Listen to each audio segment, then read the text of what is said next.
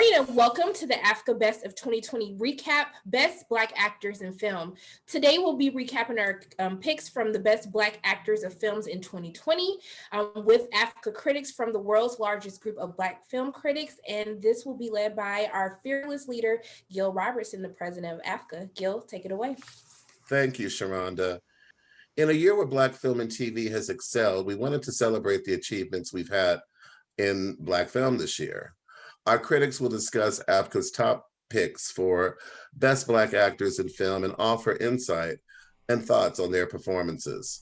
Let's first introduce our panel for this discussion, starting with Robert Daniels in Chicago, Reggie Pounder in Chicago, Emmanuel Noisette in Chicago, and Brandon Collins in New York by way of Michigan. So we have a whole Midwestern block for you today. It's going to be coming at you from the heartland to talk about actors Delroy Lindo. Reggie, why don't we start off with you? All right, excellent. So Delroy in this one, firstly, Gil, it's really interesting that when we talk about who is the best, it's going to be a tough one because as you look at everyone, but when we look at Delroy particularly, I think that he really took this role and ran with it. That I looked at a couple of things. I looked at the character first and said, could this character have been played by someone else? And the answer to me is no. He's really owned the role in my opinion. The next thing I asked myself is this question of, was it something that stretched Delroy Lindo to play? Now, I'm not really sure that it stretched him, though. I think he probably could have played this role with one of his eyes closed because he is that good, but he still owned it. The other thing is an emotional thing for me. Was I emotionally connected? I was talking to the screen when this guy was on the screen. He owned it. He did it. He was so good, and I think he stood above his ensemble as well. And so those are the ways in which I looked at trying to judge this, and I loved his performance in this film.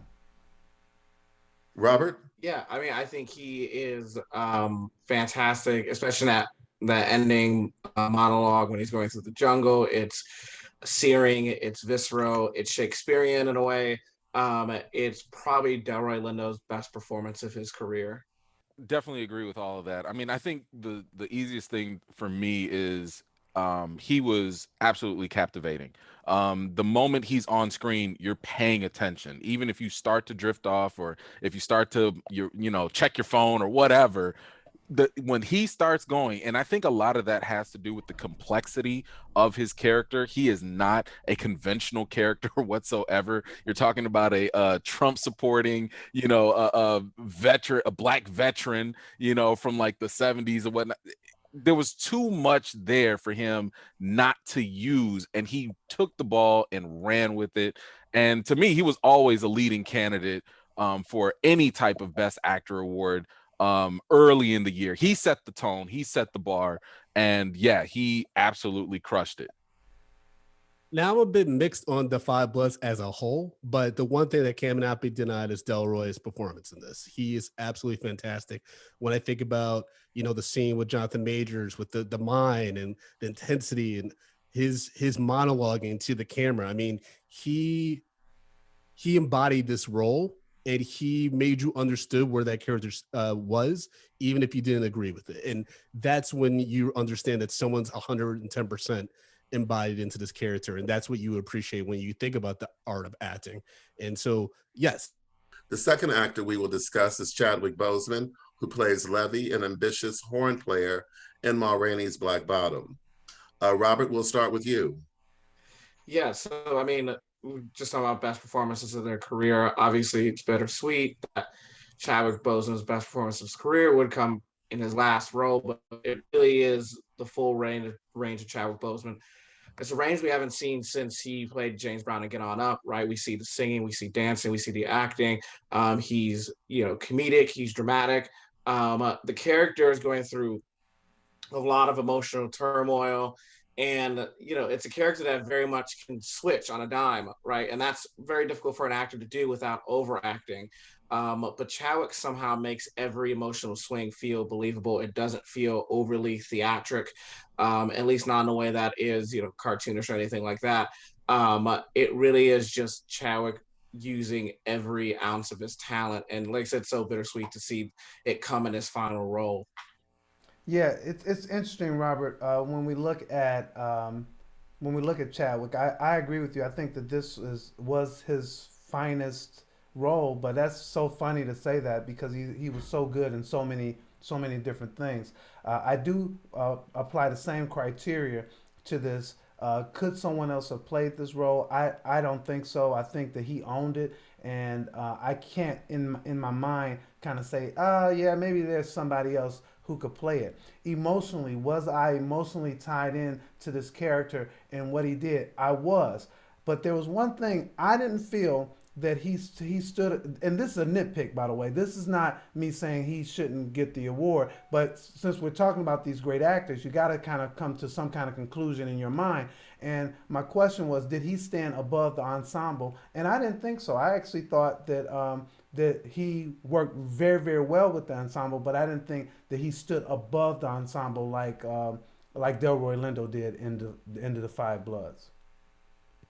So Chadwick, for me, I thought he did actually stand above the rest, and that's, I mean, among some greats. I mean, Viola Davis was, no chump in this movie, and yet still, every single time Chadwick had some moments, he was stealing the show.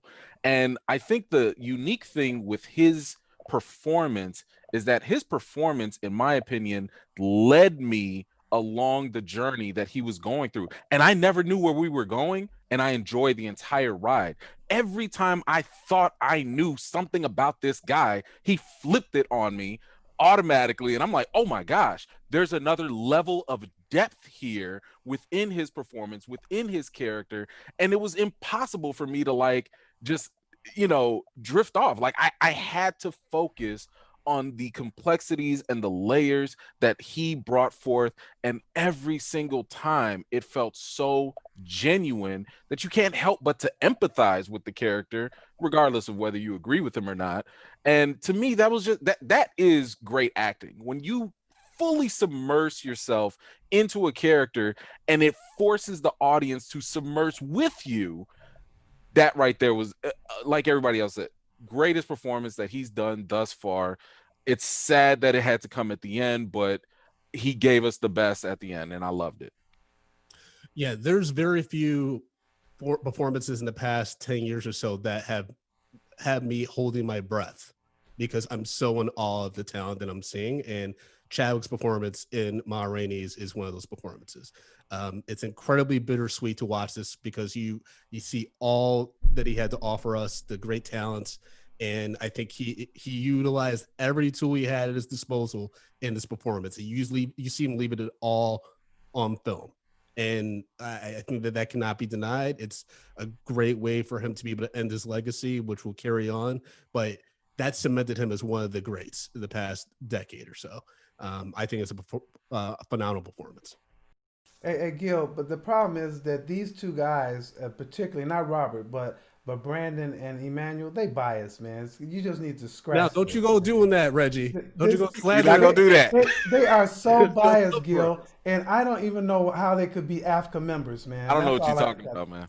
I don't know what you're talking about. Man, you guys both have your Black Panther in the background. That's a coincidence. See, this is what I'm talking about. That's a coincidence.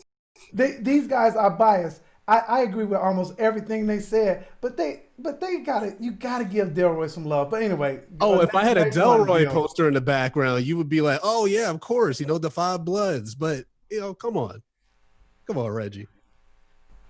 Well, we're gonna move on. We're gonna take a look at Kingsley Ben Aldea, who portrayed Malcolm X in One Night in Miami. Emmanuel, why don't we go with you first? Look, if there was no Denzel to exist in my mind as Malcolm X, Kingsley owned this role, and I loved what he brought to the table. I absolutely loved how he was able to give us different sides of Malcolm that, at least cinematically we haven't seen. I think he really humanized him to the point where, you know, he's not just this mythological caricature that we learn in Black History Month for like a week or two.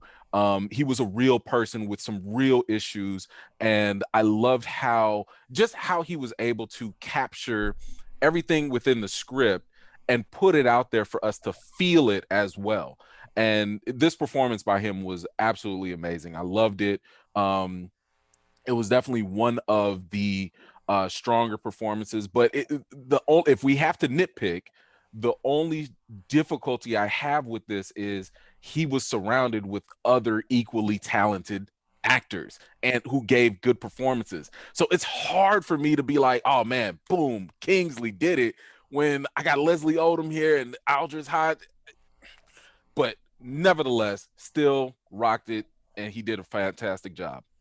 Yeah, even though he didn't, as we were talking about earlier with the ensemble pieces, he didn't quite get above everyone else in regards to level that they brought, but it's still a phenomenal performance. I think it's the first time we've seen, at least in cinema, Malcolm X be incredibly, like, almost have like a sense of desperation and the weight of the world on his shoulders. And like, that was like wearing all through Kingsley's face in every single scene he had, to the point where I'm like, who is this gentleman? I looked him up, and the only thing I'd seen him prior to wasn't High Fidelity, the Zoe Kravitz a remake on Hulu. And I'm like, this guy is versatile. He's going to have a really long career. This is a great stepping stone for him. It's a great performance for you to be like, who is this guy? What's he doing next? Yeah, I really like what you said, Emmanuel. I think that he was surrounded by such a great ensemble. I think everybody had their moment in this one, so he did not, in my opinion, stand above, but he did own the role. Your comment for me kind of makes me feel like you were calling him the Layla Hathaway to the Anita Baker, you know. So he did her song, but I really do think that this was a strong performance, and the fact that they humanized Malcolm X in such a way that you think about him a little bit differently. It's really interesting in here when you talk about the Denzel thing, is that what he did in this role is to make you look at Malcolm X differently, with the dialogue and the personal friendships and how they interacted. And I think he did own this role. So I think he did a good job. I don't think that it rose above, because we have to nitpick, rose above a Chadwick or a Delroy Lindo. Yeah, I definitely think it's a different Malcolm than what we've seen before. In the sense that Malcolm here, it feels like there's less of an aura around him. It feels like he's actually kind of like, kind of like the joke of the group. He's definitely like, if you had to hang out with someone for an evening, he's probably the last person you would pick of the group. But I think Kingsley, like I said, like everyone else said, not to be in consensus, but yeah, I think he has a great performance. He doesn't necessarily stand out from the pack as much as probably, like for me, Aldous Hodge probably he was my favorite person in the cast, but it's it's the same. It's such a high bar for him to clear, knowing that Denzel's like performance exists in the background of everyone's minds. And I think he charts that character in his own way, and he does it well. That was great, guys. The next actor we're going to discuss is Yaya Abdul Mateen II, who plays Black Panther co-founder Bobby Seale in the trial of the Chicago Seven. So Yaya did a great performance. However, I don't know if we can count it as a lead acting performance, considering the ensemble and the amount of screen time. I definitely have him as a lock for Best Supporting Actor for nominations across the board. I think he did a phenomenal job portraying Bobby Seale and the complexity of everything that was going on between the case, what was happening with the Black Panthers, and just being surrounded by these white people. He was like, I don't know them. You just understood his exasperation. I think the courtroom scenes, he did a phenomenal job, especially given Aaron Sorkin's dialogue is very complex. There's a lot of different layers, and he handled that probably best I would say besides Eddie Redmayne, like I think he really owned that dialogue, and I couldn't keep my eyes off him. And I think the movie actually, to be completely honest, kind of suffered a little bit from not having him in the second act so much, because it was such a great performance. I get the trial, the way it panned out, but it was just a captivating performance. I'm not a big fan of Yaya's performance in this film. It is not really to do with Yaya. It's more to do with Aaron Sorkin's writing. I think the role is just so repetitive. You know, there's just not much room for Yaya to stretch out. And it says something that the scene that might get him the nomination really isn't due specifically to his acting, even though he does well in it. It's really due to it being so visceral and it being so violent and it being just, so above the pale of what we, it's building toward that. But yeah, I mean, I don't necessarily think that there's much for him to chew on. And I think that's one of the great weaknesses of Trial of Chicago 7 is the way that the Black Panthers are kind of made into almost the joke of the trial. They're almost cartoonish, they're characters. And I think Yaya's character kind of falls into that a little bit too much, and he tries his best to get it out of there, but I don't know if he ever fully makes Bobby Seale into a complete character. So a lot of that has to do with writing, but I think some of that also has to do with he just couldn't get it there. Yeah, that's really interesting, Robert. I do think that he was able to stretch here, and I think he had to stretch because of the writing. In fact, I think that the constraints of that courtroom actually required him to bring an emotional energy and try to connect with the audience in a way that you might not have had to have done if he wasn't so constrained. I do agree that the Black Panthers were put as an afterthought, but here's the ticket on that, is that's how Black people are treated. That's how come that role, what was happening with them. Obviously, both of us being here from Chicago, understanding the impact of that. So I thought this performance was very strong. I looked at the character, I looked at the presence, and I looked at the emotional impact, and I look at, did he stand above the people in the movie? For the little bit of time that he had, my answer to that is yes. I think this is really strong. Unfortunately, I don't think that this is a leading role. So I agree that, I felt very conflicted with him being put up here because I felt like he was more of a supporting actor. And I definitely agree with Robert about they didn't give him a lot to work with, right? I mean, he was very one note the entire movie. He's the angry Black man, unfortunately. But that is because of the writing and possibly because of the directing. His performance within whatever they gave him was powerful because every single time he got frustrated, I got frustrated. Every single time he got angry, I got angry. So he did his role. And what I liked about him the most is the fact that, Yaya, he's been in a number of different roles, Watchmen and Aquaman and all that. And he's not the same. I appreciate how he was able to transform, even just in the dialect, even in him just changing his pattern of speech just to be someone else. And that to me was a great sign of acting. And I loved his delivery because he totally transformed, in my opinion. So yes, it was a limited role, but for what he had to work with, he knocked it out and I loved it. And to me, his role was probably the best and most entertaining of the entire film. The last actor we're going to discuss is John Boyega, who plays Leroy Logan, the real-life Metro Police officer in London, whose work transformed the London police force. Robert, we'll start with you.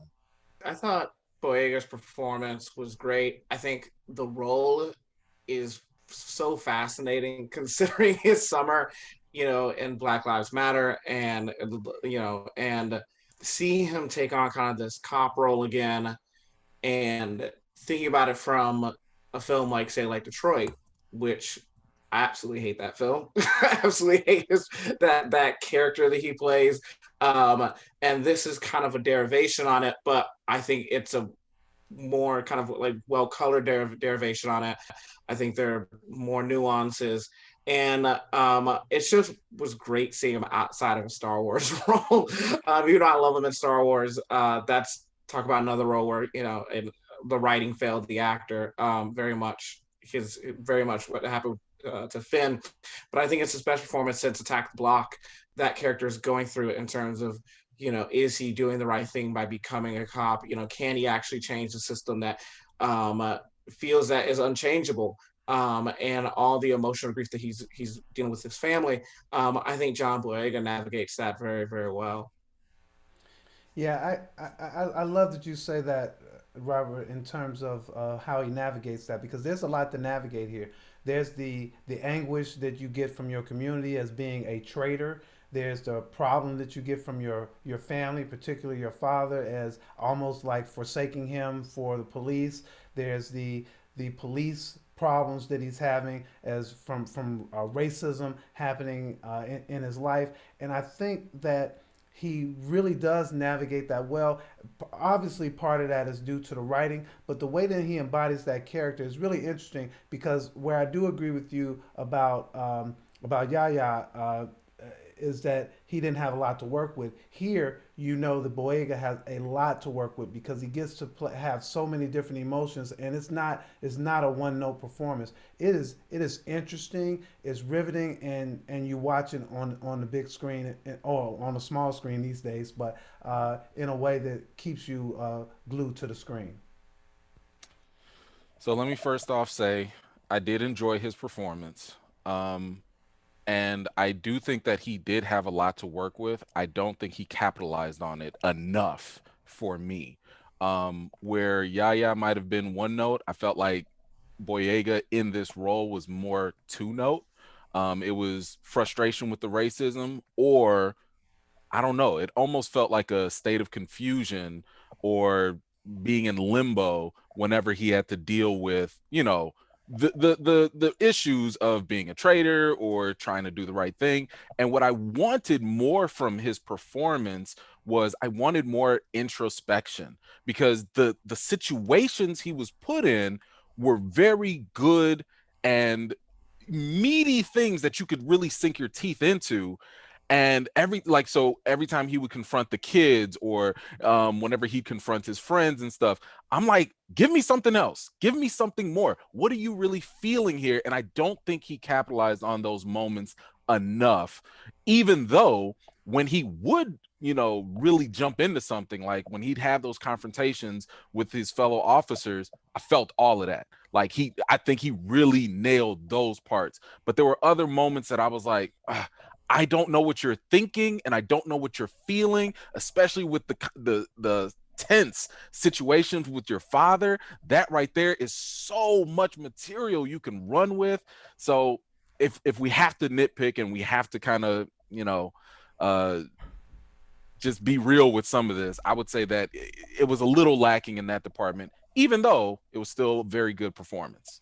See, I don't think that's John Boyega's fault, though. I think that's more to the writing and ultimately the final product, right? I think for me, the ending left you with a lot of question marks, where I don't think you were able to get the satisfaction of where his story arc was building towards. Like when you read about Leroy Logan and his story, you're like, we have it was almost like the origin story, and then now we have to wait for like the sequel where we actually see him, working the force, building up recognition. I was like, it was very unsatisfactory in regards to the conclusion, but I really appreciate the performance. It's my second favorite John Boyega performance after Attack the Block. I've been a fan of him since that film, and I think he did a phenomenal job with the material he was given, and in playing off the actors that were very, very good, especially the father. I think the scenes with him and the father were really, really powerful, and I think it's the best display of acting John Boyega's been able to do in the past few years. Who played the father? The father was real good.